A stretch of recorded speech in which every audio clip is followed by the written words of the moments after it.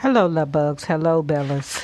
If you have not already done so, please remember to like, share to Facebook, and subscribe because it is so important to our success here on the YouTube.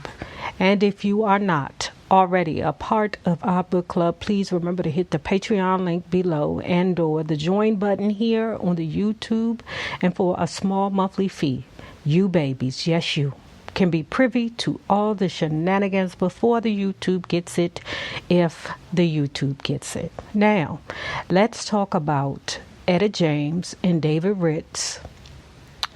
Rage to Survive. This is going to be part 20. So, love bugs, I know you see that this is a Spreaker. The reason I am doing a Spreaker is because I'm going to be doing a lot of reading in this video. Okay, or this Spreaker. One, because the tragedy of Sam Cooke is just too painful for me to crack jokes and laugh and, be me about. This is something that I want to be serious with. So if I'm reading straight, it will take away from me acting a ninja in this thing, because it's just too, it's a painful situation. It touches me in so many ways that you guys don't understand.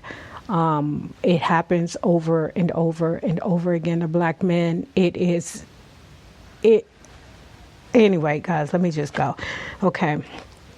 A change is gonna come.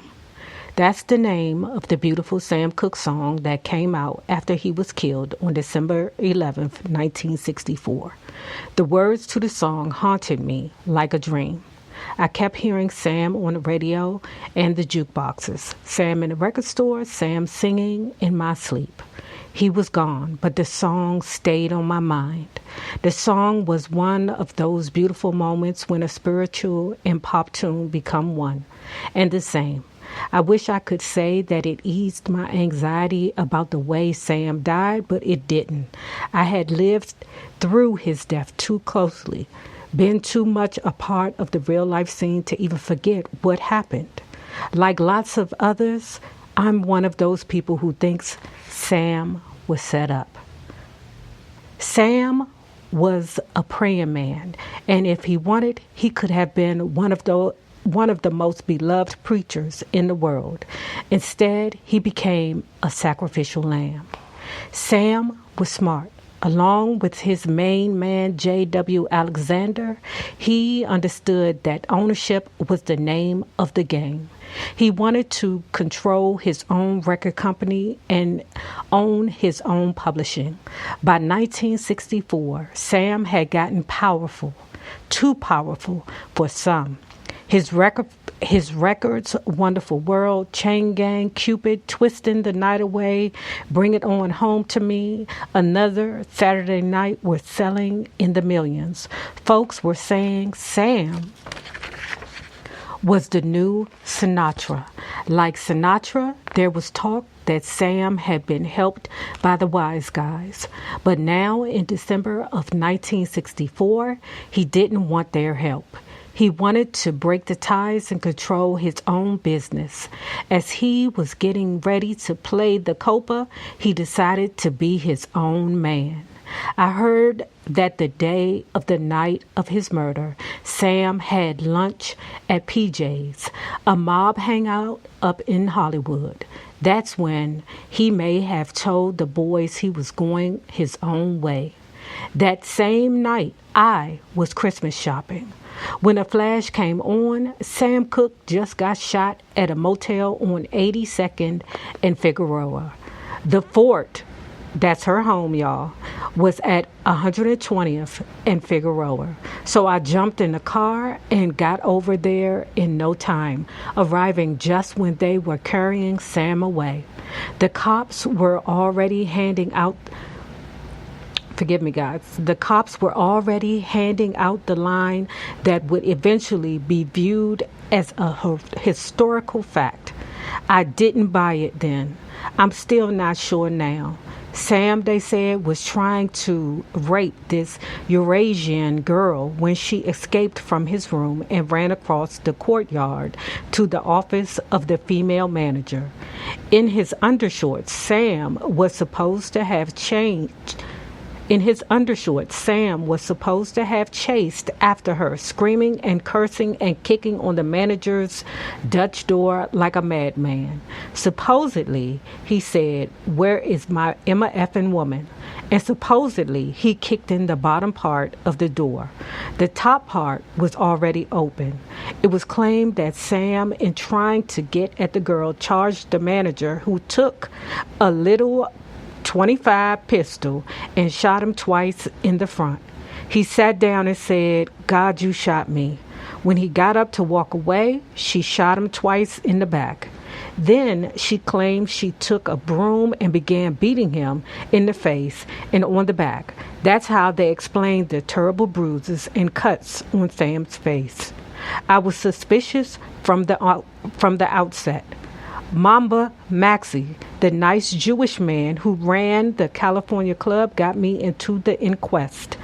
Maxey was one of the good guys who might have laced Sam's boots to what was happening with the wise guys. Before things got underway, I went to LAX to pick up Sam's father, a preacher.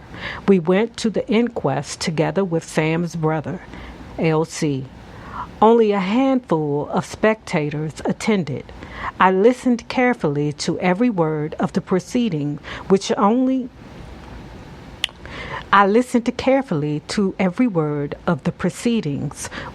confirmed my suspicions. The Eurasian girl. What is a Eurasian girl? Is that a white and Asian girl? Okay, anyway, the Eurasian girl, absolutely gorgeous with shiny black hair, long enough to sit on, showed up in the pigtails and bobby socks looking like Susie Sunshine. The truth is that we knew her as a party girl. Sam had been having problems with his wife, Barbara. For all practical purposes, they were busted up. Their infant child had drowned in their backyard swimming pool earlier that year, and the tragedy took the heart of their marriage. Sam began going with the Eurasian girl on a regular basis, showing up with her at the California club on Thursday nights, Mamba night, for the last 3 weeks. It didn't make any sense that he would try to rape a girl he'd been loving on for weeks, especially a girl with her reputation. Other things made even less sense. Why would Sam, a big star who loved luxury, stop at a sleazy hot sheet hotel on the way to the motel he would have passed over dozens of nicer places? Second, even if you assume the girl didn't want to make love to him, she had ample opportunity to escape. The woman manager testified that Sam stopped at her office to register. Why did the girl escape then? The girl testified that before attacking her, Sam took a shower. Why didn't she escape when he was in the shower? And those of us who knew Sam for years, those of us who had traveled with him, lived with him on the road, performed with him on stage, we knew in our hearts that he was not the kind of man who would even run through the courtyard of a hotel screaming and cursing like a mental case. Above all, Sam was cool, a gentleman. Rape wasn't his style. One theory is that someone had slipped Sam a Mickey. That's what I was going to say. I said, it sounded like they gave his ass, I don't know. That sounds like a dipper or something. I know you'd be like, Nay, why is everything a dipper? But dipper make you do crazy shit, man. They argued at the inquest that he was drunk, but when they tried to determine just what was in Sam's body, the court refused to hear the evidence, calling it irrelevant. Man, talk about a kangaroo court. The court didn't want to hear nothing about the Mickey. The Mickey would have led to more questions that couldn't be answered. In truth, and I saw this at the funeral home, Sam's head was practically disconnected from his shoulders. That's how badly he'd been beaten. His hands were broken and crushed. Sam had a cute little straight nose that, if you looked closely at his corpse, was badly mangled. They tried to cover it with makeup, but I could see massive bruises on his head. No woman with a broomstick could have inflicted that kind of beating against a strong, against a strong, full-grown man. Those of us who discussed it, his friends and family, figured that the Mickey must have worn off at some point. That's when Sam started struggling with the guys who were trying to take him out. They beat him, shot him, and concocted this far-out story that no reasonable person could believe. We were all a little shocked when Sam's wife, Barbara, started living with soul singer Bobby Womack, who was 9 years younger. Hold on, y'all. We were all a little shocked when Sam's wife, Barbara, started living with singer Bobby Womack, who was 9 years younger than Sam.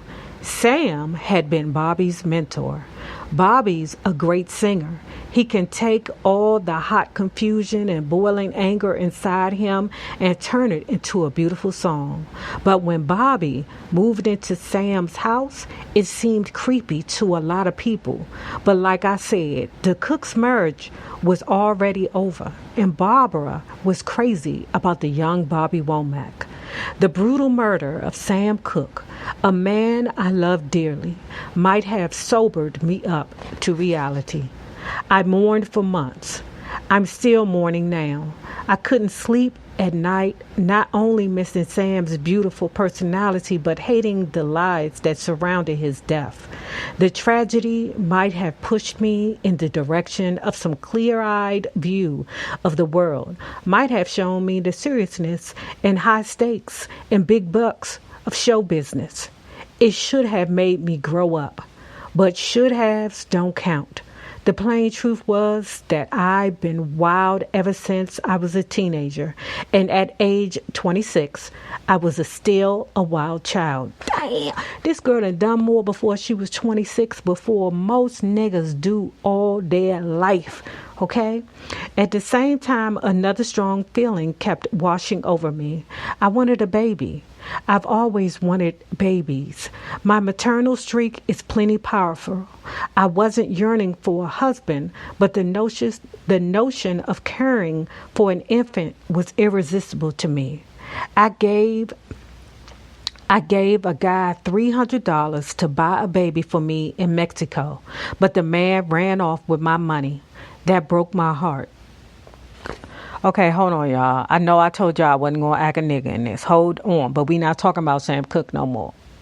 This girl gave $300 to a man to run down to Mexico to steal a baby and bring it back to her. Girl, there ain't no honor among Steve's, girl. But anyway, okay. Another heartbreaker involved Garnell and Lois Cooper. Garnell and his piano player brother, because another heartbreaker involved Garnell and Lois Cooper. Garnell and his piano player brother, Buzz, had a band called The Kinfolks, a bad band of fine young brothers. Garnell blew tenor and liked smoking angel dust. Oh, Lord. Ooh, I told you the dippers is always got to be close. That PCP, oh my God. He could be violent. He and his wife Lois had boy twins named Garnell and Arnell. I used to babysit them when they were newborn. Arnell was sickly, and Lois, who saw how much I loved him, suggested I keep him. I was thrilled. For 6 months, I nursed the little baby back to health. I guess I thought I'd do for Arnell everything Mama Lou had done for me. I loved all the motherly chores, especially cuddling and rocking the child to sleep. I loved the sweet physical contact. I loved helping the helpless.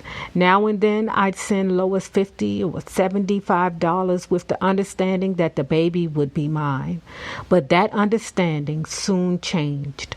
The more Lois came to visit, the more I saw her natural maternal feelings growing strong.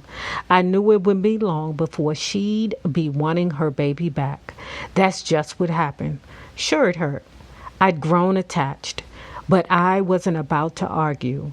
She was the mama, and she had the rights. My life would go on. I'd think about the song Sometimes I Feel Like a Motherless Child and turn it around in my mind. Sometimes I feel like a childless mother. Working for my habit. Back in LA, I fell into funky times. I thought I wanted to stay clean, but I really didn't. I really wanted to get high, stay high, live high, and if the stuff was too strong, die high. With John Lewis socked away in jail indefinitely, I had no protector, supplier, or booking agent. No one to manage or manipulate me. I had to manage and manipulate myself. I didn't do a great job, but one of the things for sure I found when I had to, I was essentially working for my habit. Leonard Chess had a hard time getting me in the studio. Everyone had a hard time getting me in the studio to do anything. But I always managed to work, and I could always sing. Some people can't work while high, but I can.